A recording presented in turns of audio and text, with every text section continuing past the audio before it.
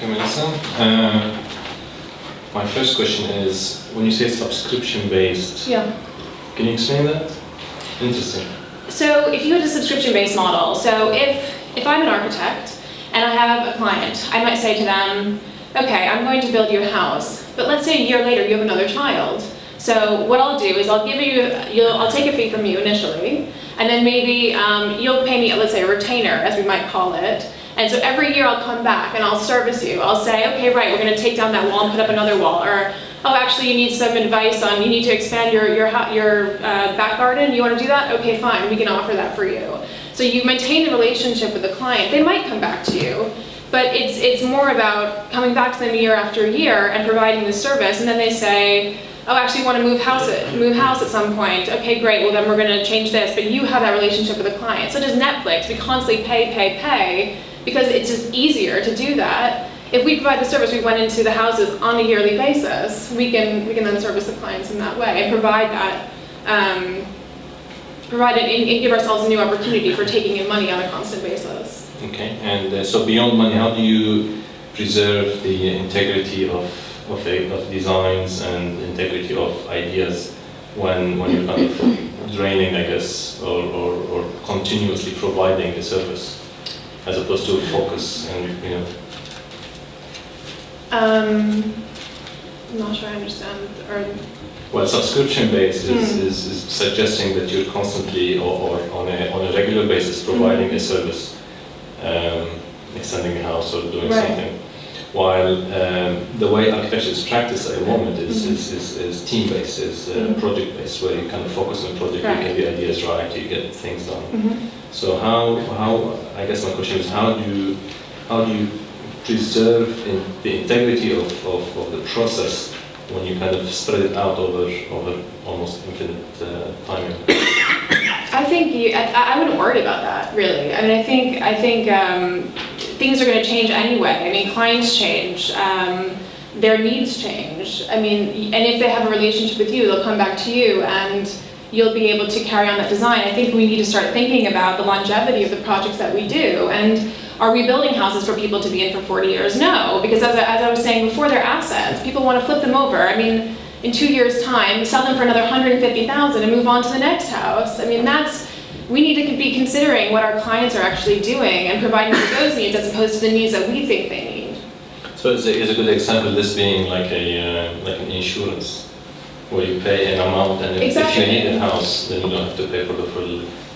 Exactly. I mean, it's a way for us to keep that client going, and it's a way for us, because the thing is that, look, I mean, Coca-Cola does not just build, does not just say, okay, this is the the cup that they're creating or the glass that they're creating for one particular client, and they're going to go out and find another client who wants something else that's slightly different, and then make it again. I mean, the model of architecture is really hard. It's really, really hard, especially for young architects who have to work at the same time as finding clients.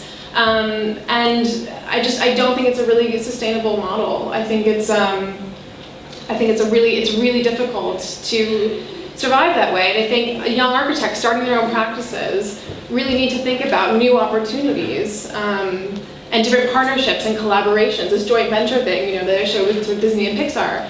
For example, could they meet up with a digital agency and see what opportunities are there? I mean, so for example, I sat 2 weeks ago in Method, which is a digital agency. They're looking at new forms of banking in the future.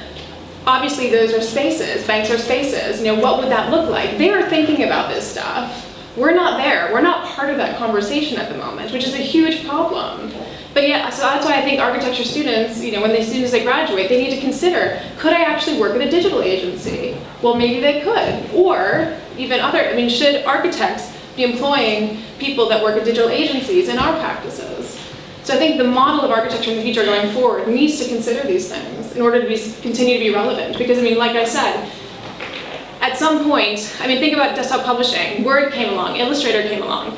At some point, someone's going to invent something on the internet where we can very easily create our own houses. So then what's the role of the architect in that scenario?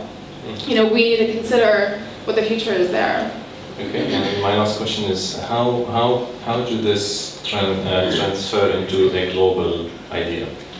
Because what you describe as a young architect, small project, how does that fit into a bigger idea?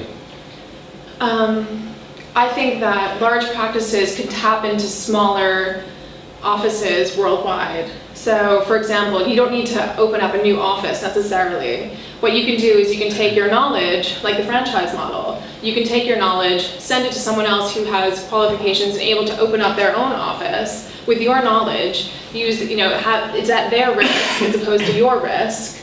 So they're using your brand, your templates, your information. But at the end of the day, they're the ones on the ground. They potentially know the clients. You don't need to build up those relationships again. You don't need to take people away from their families for 6 months. It might not be necessary to do that. And bigger practices could potentially take advantage of these models. Bigger practices have the resources to develop this new kind of technology, in order to actually, to be looking ahead and to do this. I mean, smaller practices don't have that. So I think, in the position that KPF's at, I mean, you could be doing innovation in terms of, what if architecture was to totally change and be put out of business by some kind of new technology? Or what if you were the ones who created that technology? That's where we should be. That's what we should be thinking. Who's going to put us out of business? Because if we don't think about it, someone else will. Okay. Anyway, thanks.